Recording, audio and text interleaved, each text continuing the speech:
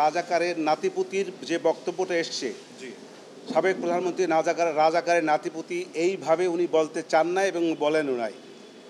আর রাজাকারকে ধ্বংস করে দেওয়া, তাদেরকে হত্যা করা, এরকম একটা প্রশ্ন আসছে এই মামলার মধ্যে। সেক্ষেত্রে আমি বলেছি যে উনি দীর্ঘ বছর শাসনামলে ছিলেন। উনি যদি চাইতেন রাজাকারকে হত্যা করে ফেলবেন তাহলে ইতিপূর্বেই পারতেন। উনি ইতিপূর্বে যেহেতু রাজাকারদের হত্যা করেন নাই, আজকে আসে কেন বাচ্চা ছেলেদেরকে হত্যা করবেন? এটা হল প্রথম কথা। দ্বিতীয় কথা হলো ওনাদেরকে বলা হয়েছে যে তাপস সাহেবের সঙ্গে উনি ফোনালাপ করেছেন, সেই ফোনালাপে বিভিন্ন ছাত্রদেরকে হত্যার নির্দেশ দিয়েছেন। আমি বলেছি এটা সঠিকটা, এরকম কোনো নির্দেশ প্রশাসনের পক্ষ থেকে কোনো ডকুমেন্টারি কোনো এভিডেন্স তাদের কাছে নাই। তৃতীয় কথা হলো যে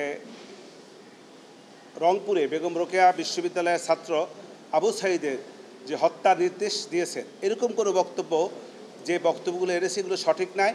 কারণ হলো এরকম কোনো ডকুমেন্টারি এভিডেন্স এ রাষ্ট্রপক্ষে তার যে দাখিলীয় কাগজপত্র তার মধ্যে নাই।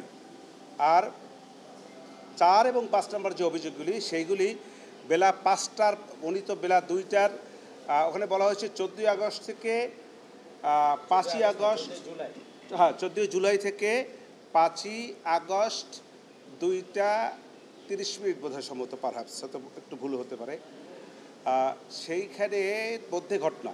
অতএব ওই দিন তো সে তো বাংলাদেশেই ছিলেন না। অতএব এই তার বিরুদ্ধে যে অভিযোগগুলি 2, 4 এবং 5 নম্বরে এসছে, এটা ওনার বেলায় প্রযোজ্য না। আমার প্রার্থনা হলো, আমি চাচ্ছি আসামিদেরকে এই মামলার দায় হইতে অব্যাহতি।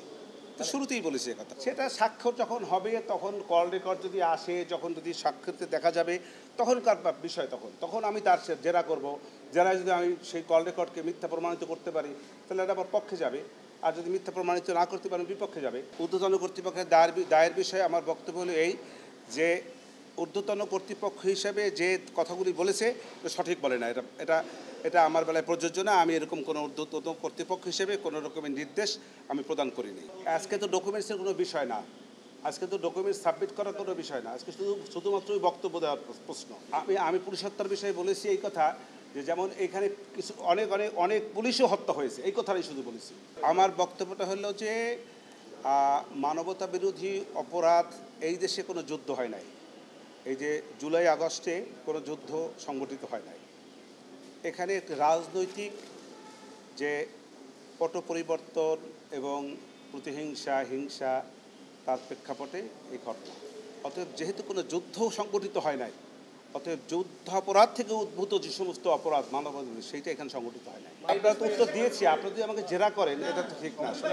আমি আমার যে কাগজপত্র, যে সমস্ত কাগজপত্র প্রসিকিউশন পক্ষ থেকে আমাকে দেয়া হয়েছে, সেই সকল কাগজপত্রের প্রেক্ষাপটেই আমাকে মামলা করতে হবে।